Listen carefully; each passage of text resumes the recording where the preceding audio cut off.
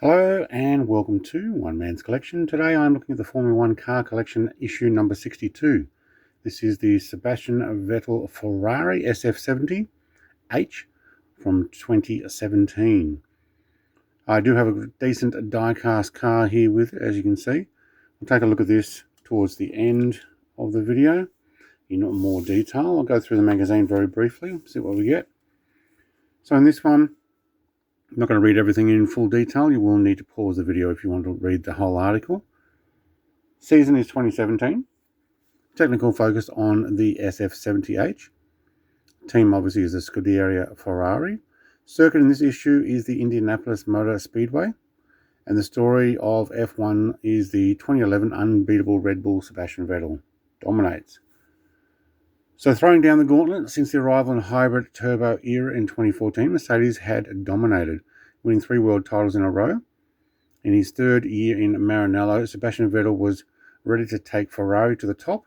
He had a strong start to the season until Lewis Hamilton's compelling comeback.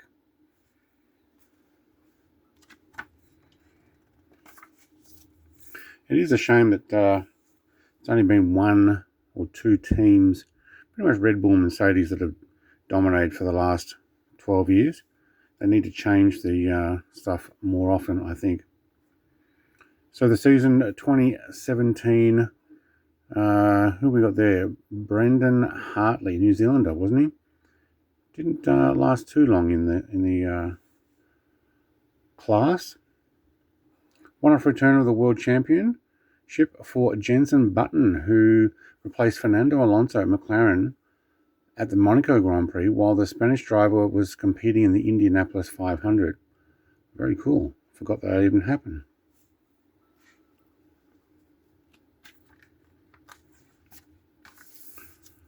Ferrari's SF70, Sebastian Vettel. At the end of the Hartford season, Lewis Hamilton picked up his 4th world title. The Brit only managed to open up a points gap between him and Vettel and his Ferrari in the last part of the season, when the German was dogged by a series of unfortunate events which seriously hampered his progress. Over the course of the campaign, Hamilton won 9 of the 20 races on the calendar, and he also won the trophy for the most pole positions, 11 in total, for the 3rd year in a row. Mercedes, very dominant car, until it wasn't. Who we got there? Frenchman Esteban Ocon in the wheel of the Force India ahead of Raikkonen's Ferrari in Monza. I'll let you pause the video and read that if you wish. Going to keep moving on. Alright, the technical specs. We have some drawings here and almost a see-through spec drawing there. So the engine is a rear longitudinal Ferrari 062 6-cylinder 90-degree V, 24-valve, 1600 cc turbo. So 1.6 litre 6-cylinder. Yeah, with 120 kilowatt MGU K power.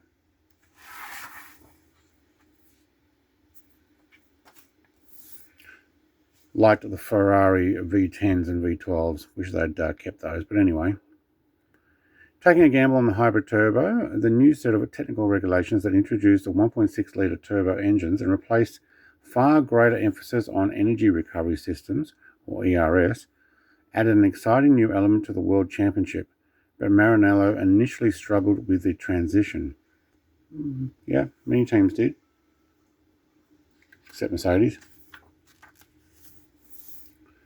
All right, moving on, the Indianapolis Motor Speedway, a mythical American track. For the first 11 years of the World Championship, from 1950 to 1960, the Formula One calendar included the Indianapolis 500, which counted towards the world title. However, for logistical and cost reasons, European drivers and teams often failed to turn up for the race, save for rare exceptions such as Ferrari driver Alberto Ascari, who took part in 1952. It wasn't until 2000 that Indianapolis finally returned to the top flight calendar. Instead of using the Indy 500's oval, however, a new course was constructed. Yeah, as pictured there. Length of 4,192 meters. Maximum speed of 320 kilometers per hour. Average speed of 175. And about 1 minute 11. Cool. Story of Formula One, unbeatable Red Bull. Yep, 2011. Vettel makes it 2. Sebastian Vettel dominated the season. His rivals, Jenson Button, Lewis Hamilton, Fernando Alonso, and teammate Mark Webber only managed sporadic results. The German ace became the youngest ever double world champion.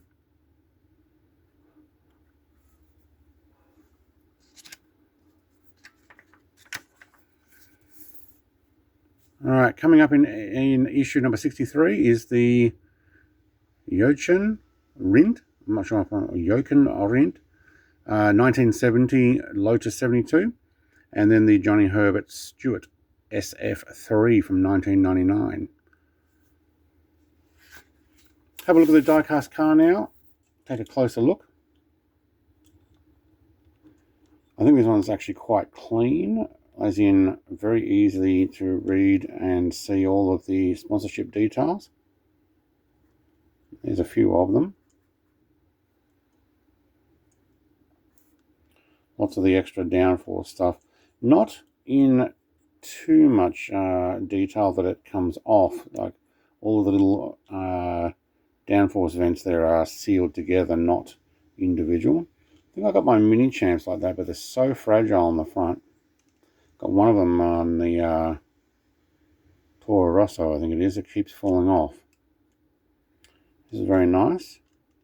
Diffuser at the back. Underneath, just the name and 143. Also produced under license from Ferrari Spa.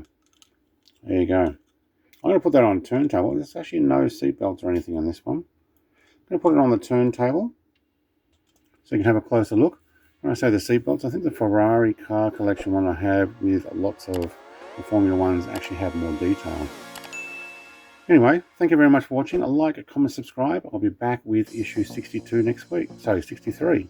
Cheers. Bye.